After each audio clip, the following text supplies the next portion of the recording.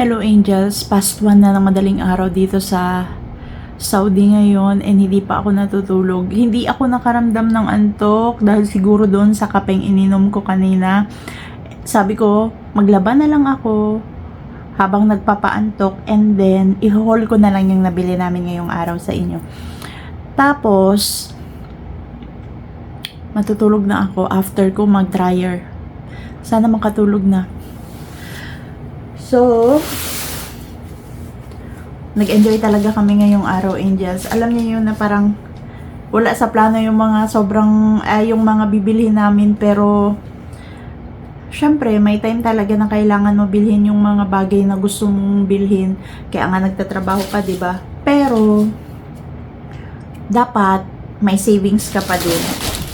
Doon ako nag-start, angels, kahit paano, kahit gumagasto-gasto ako, iniisip ko pa din kung paano ko i-budget yung pera ko, kasi mahirap na, sige tayo nagalabas ng pera and napakarami kong utang, charot, which is true. Pero magkaganon pa man, at least may pangbayad tayo and yung na-enjoy natin yung work, na-enjoy natin yung kinikita natin, and na-enjoy ng pamilya natin yung kinikita natin. So, kailangan kasi sa life, balance lang. O, diba? Yan yung mga effect ng hindi nakakatulog. So, first is, tantaran, bag. Sa Max. Nakyutan lang kasi ako, angels. Sabi ko, pwede ko siyang bilhin dahil pwede ko siyang ipasalubong pag uwi, pag inshallah or by God's will makapagbakasyon ako ngayon this year, and sana malapit na yon, sana Lord. So ito, pero pwede ko naman siyang gamitin as pag umuwi ako ng Pilipinas, iwan ko na lang doon sa mga babies ko o kung kanino man. Tapos ang nabili ko, iisang nabili ko sa Daiso. Yan. Syempre, kailangan natin maglugod-lugod ng ganyan. Kasi syempre, hindi natin, sa sobrang taba ng aking, braso, mabigat siyang ikanon, hindi ko na siya maabot. 'Di ba? Aminado naman ako doon. Hindi dapat siya ikahiya. At yung nabili namin sa La Senza na, panloob. Ayan. So, hindi ko na ipakita kasi, syempre, nakakahiya. Grabe talaga ang La Senza, angels. Dati pa pa talaga, 'di ba?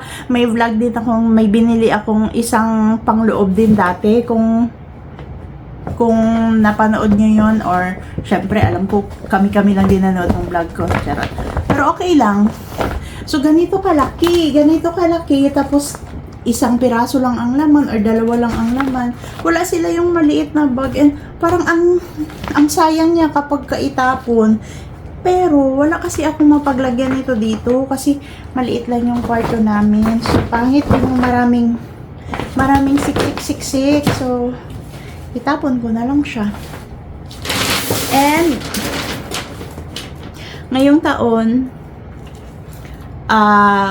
ngayon ko na binili yung shoes na gusto kong bilhin, kasi kailangan ko talaga magbili ng bagong shoes, kasi ang hirap nung mga nabili kong shoes dati, kasi may shoelace siya.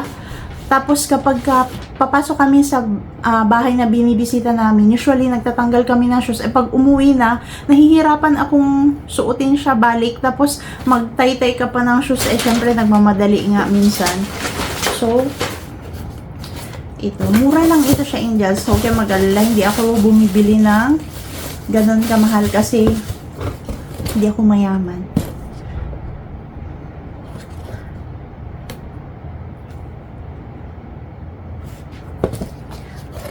So, ito. Para diretso lang siya suotin ganyan. So, tapos alis na.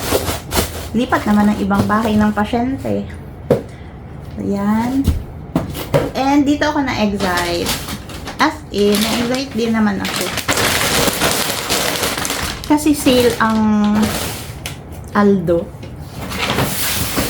So, yun nga, angels. na-excite ako dito sa bag na ito. Actually, gusto ko magbili ng dalawang bag. Isa para sa akin at saka isa para kay mamang. Kaya lang, iniisip ko baka, di ba next month mag-Ramadan na? So, yung akin, bibili na lang ako ng bag kapag sigurado na magbabakasyon ako ng Pinas. So, ito yung kay mother.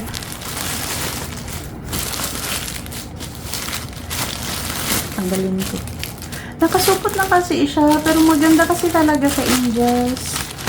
Alam niyo ba na nagtulong pa si ate dito na Pilipinas? Sabi ko, ate, gusto ko ng bago kasi para sa mama ko.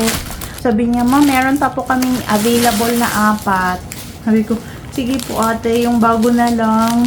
Lias, diba? Mabait yan. Ito, diba, ang ganda. Ano lang siya, simple lang siya. Wala siyang masyadong design. Pero ang ganda niya. Parang ano siya, ano ba? Ano bang dapat ko sabihin? Basta parang elegante talaga siyang tingnan ganyan. O, kapag ka may meeting si mother, or punta siya doon sa mga pag magpunta siya sa mga apo niya na may honor, siya yung magsabit-sabit ng so may pabag si mother na ganito, di ba? Ma-happy man siya. Pero alam niya naman yung mga magulang, minsan, yaw-yaw muna, pero deep inside, happy din sila. Ay, nagasto-gasto ka na naman, ganyan ang mama ko. Pero, bahala ka magyaw-yaw ka, mother, pasta, meron kang bag. Diba? So, yun lang, Angels, yung pwede kong i-share sa inyo. And, lagi nyo pong tandaan, ang sinasabi ko na always choose to be happy. Kahit sobrang sakit na, pagod na, piliin pa rin po natin ang maging masaya. Yun lang. Paalam.